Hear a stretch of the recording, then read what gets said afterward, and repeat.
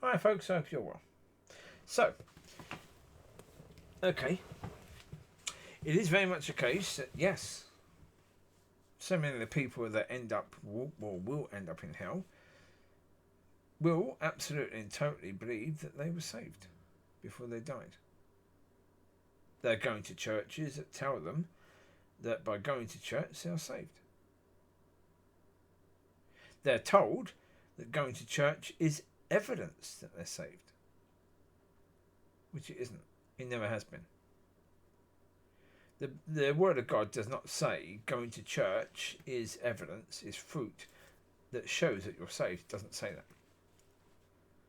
So that belief is demonic. But it's very, very widespread through the church. That going to church is evidence that you're saved. Well, because what they say is if you weren't saved, why would you go to church? And in a way that would make sense. But that would only make sense if church was, radical and challenged people. Then you could say, in places like China, if you're not saved, why would you go to church? The problem is they've taken that question from China over to the rest of the church. And, where there's no persecution, it's not anything. Going to church is basically, I'd say church has replaced in the UK and other countries those old community centres. So therefore most churches are old people who go to church to hear the old hymns and to have tea and biscuits and a natter with their friends. Right? They're getting close to the point of death, so they want a little bit of understanding that when they die they go to heaven, and that's about it, really.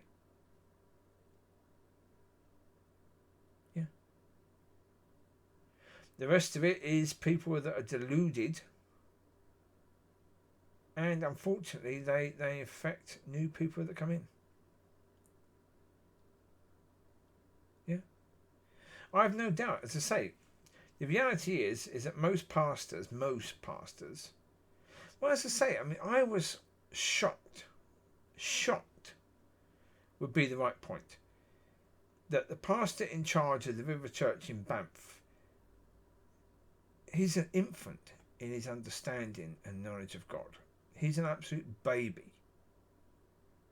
How on earth that man ever became a pastor, I don't know. It's horrendous. And it shows just how idiotic the system in church is.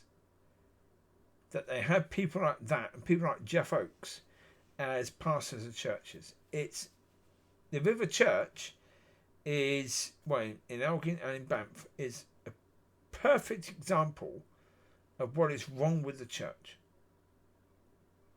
They've done a fantastic job of showing what is absolutely wrong with the church.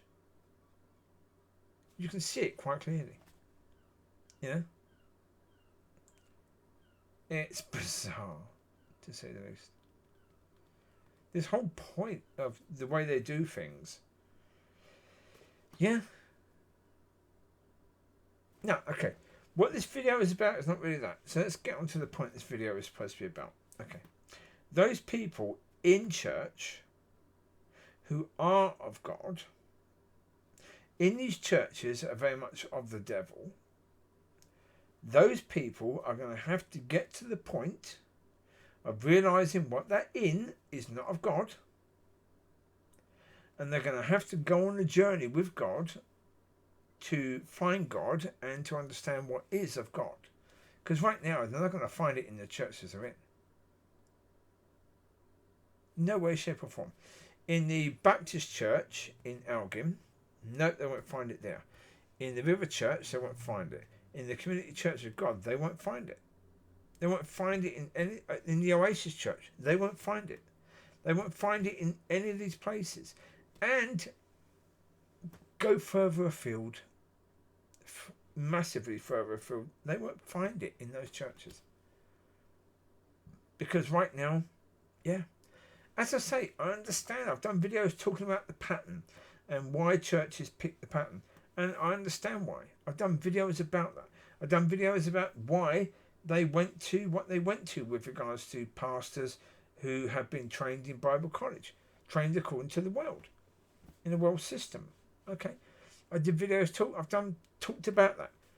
There's no point talking about that anymore. The reality is they won't find God in those churches. God will find them and lead them out. Simple as that. The people that are supposed to be of God, they won't fall. God will get them out. This is not to say in any way, shape or form that there were people who were teetering, people who were of the wrong ground, but could have been brought to the right ground. There are people in that situation. I've done videos a long time ago. I'm not sure if this is true or not true. What I said before. Yeah, a few years ago. I said a few years ago that I believe fully that, any gardener will understand. Ground that isn't good can be made good. Can be made good. Does that mean, therefore, that because of the way that church is right now, ground that could have been made good won't be? I don't know. I can't answer that question because I don't know.